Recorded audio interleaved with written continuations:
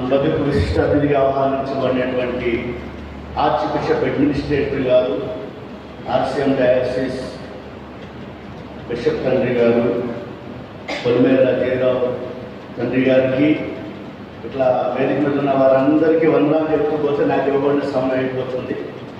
దుఃఖ వర్తమానికి ధనిలు వారు మరలా పిలువబడతారని ఫాదర్ బాలగారు లాంటి పెద్దలు చెప్పారు. వేదిక మీద ఉన్నటువంటి పెద్దలైన వారందరికీ, చేరి వచ్చిన దైవ సేవకులకు, పరిశుద్ధ సంఘములకు యేసుక్రీస్తు నామములో శుభాభివందనాలు తెలియజేస్తున్నా.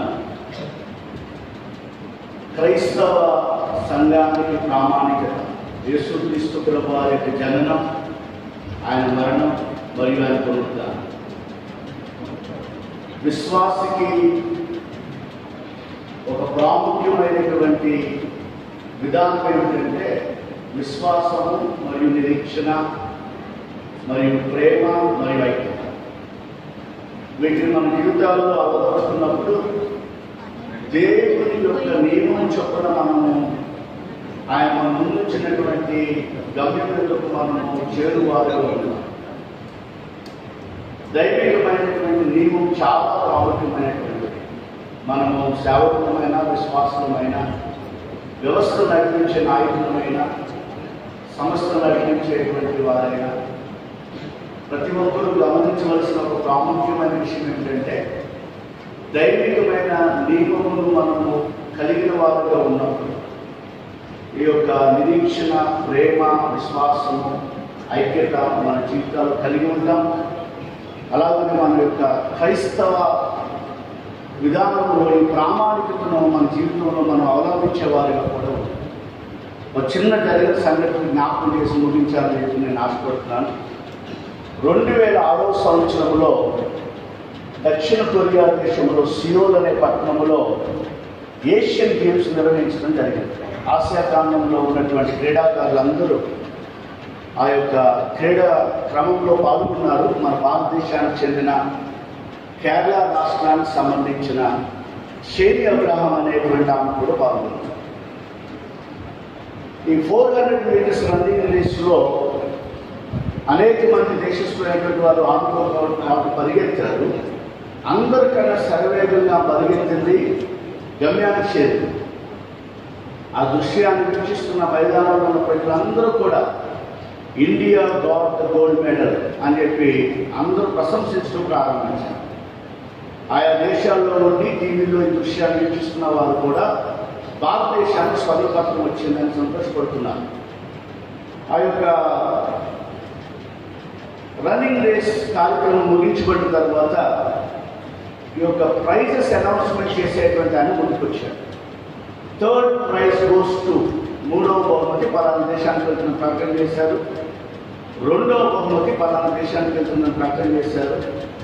మొదట బహుమతి అనగానే అందరూ ఇండియా ఇండియా ఇండియా అని కేకలు పెట్టడం ప్రారంభించారు.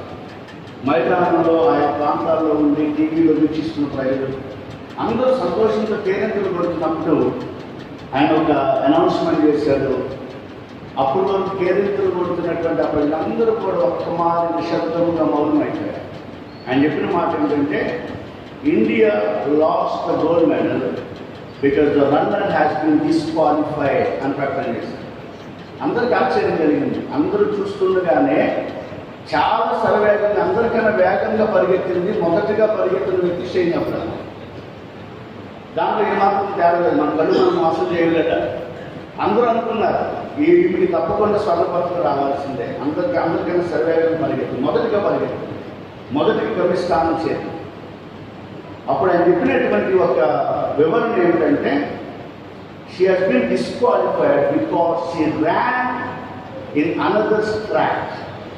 2 గీతల మధ్య ఆ ట్రాక్లో మాత్రమే ప్రారంభం నుండి ముగింపు వరకు పరిగెత్తాలి. అది నియమం. ఈమె ఆ వేగంలో, ఆ స్పీడ్లో కొంచెము ఆ యొక్క గురిని కలిగి ఉంది, కానీ ఆ యొక్క నియమములకు విరుద్ధమైనటువంటి రీతిలో వేరొక ట్రాక్లో పరిగెత్తింది. గమ్యస్థానం చేరింది. అందరికన్నా మొదట ఆ యొక్క గమ్యస్థానానికి ఆమె చేరువైంది.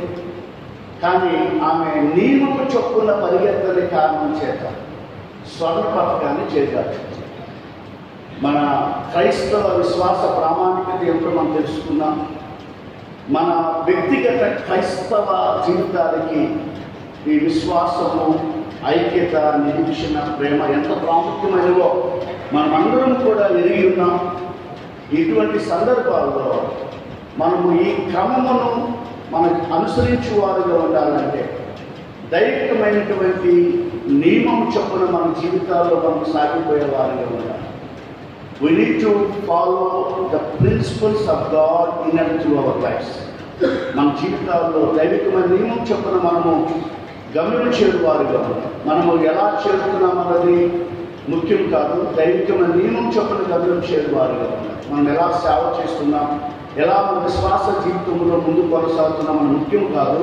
దైవికమైన నియమం చొప్పున సేవ అయినా విశ్వాస జీవితమైనా మన జీవితంలో మనము కలిగి ఉండాలి. ఆ రీతిగా దేవుని చిత్తానుసారమైనటువంటి పనులు మనం కడముట్టించేవారుగా ఉండాలి. సత్యాన్ని దేవుని సన్నిధానంలో దైవ సేవకులుగా జ్ఞాపకం చేస్తున్నాం.